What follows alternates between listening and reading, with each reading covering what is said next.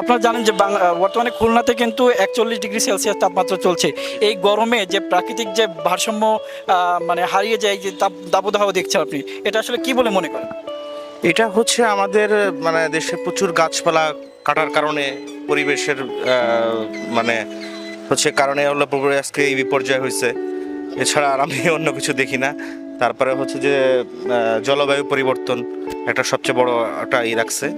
তো পরিবেশের ভারসাম্য ঠিক করতে গেলে আমাদের প্রচুর পরিমাণে গাছ লাগাতে হবে, এটাই হচ্ছে আমাদের। ধন্যবাদ।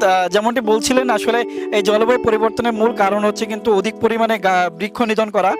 তেমনিভাবেই একজন পথযাত্রী বলছিলেন, আমরা এখানে দেখতে পাচ্ছি আরেকজন পথযাত্রী, তিনি কিন্তু ইতিমধ্যে এসেছেন। আমরা একটু তার সাথে কথা বলার চেষ্টা করবো। ভাইয়া কোথা থেকে এসেছেন? আমি আসছি যশোর থেকে। যশোর থেকে এসেছেন। যশোর থেকে আসছে, এই যে গরমে আপনার কোনো কষ্ট হয়নি? আসলে কষ্টটা ঠিক চলাচল মানে চলা শুরু হওয়ার সাথে